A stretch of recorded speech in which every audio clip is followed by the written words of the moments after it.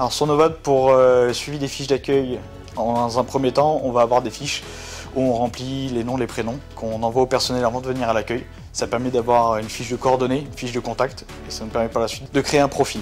Par la suite, du coup, les personnes rentrent leurs habilitations, donc les KCS, les autorisations de conduite, ce genre de choses, et nous, on peut avoir un suivi, donc mettre un document dedans, ce qui permet à la personne, une fois qu'elle a un contrôle sur le chantier de l'inspection du travail ou du personnel EFAGE, de pouvoir présenter son document par le biais d'un badge. On peut presque établir un tableau de formation pour les personnes qui vont venir, puisqu'on a la date de début, la date de fin du KCS, donc ça peut être des formations de conduite, de grue, d'engin, d'autorisation d'intervention à proximité des réseaux.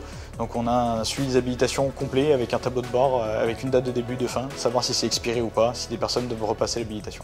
Pour les engins, en fait, on a la même stratégie que pour le personnel, c'est-à-dire que tous les engins qui rentrent sur le chantier, les engins roulants, sont identifiés, sont référencés, sont numérotés, ce qui fait qu'un collaborateur, chef d'équipe, chef de chantier, conducteur de travaux ou préventeur bien évidemment, lorsqu'il croise un engin, s'il se pose la moindre question, sur l'application il rentre le numéro de l'engin et il retrouve tout le pédigré de la machine. Quel type d'engin, quelle puissance et surtout quel est son état de conservation et surtout quel est son état documentaire. Est-ce que ses vérifications générales sont à jour? Est-ce qu'on a identifié des pépins sur la machine il y a X ou Y temps?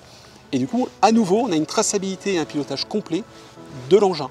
Donc on est capable de faire la corrélation entre la personne qui a le droit de conduire l'engin qui a les compétences nécessaires et l'état de conservation nécessaire, ce qui fait qu'on peut garantir aujourd'hui la parfaite adéquation machine-homme pour réaliser le travail dans les meilleures conditions possibles. L'intérêt, c'est de se dire on va pouvoir identifier en temps réel un constat, une observation, un écart, un incident, un signal faible. Et c'est sur la base de ces signaux faibles qui remontent que l'on est capable de développer et de déployer une stratégie de remise en conformité ou de management de la prévention qui soit la plus pertinente possible. Ce qui fait que le préventeur, quand il est sur site, qu'il doit intervenir en urgence sur un incident ou un accident, il fait ses relevés en direct. Une fois qu'il a validé, ça part directement au service des ressources humaines qui, eux, prennent le relais sur l'aspect administratif, ce qui fait qu'il n'y a pas de ressaisie, il n'y a pas de retravail derrière.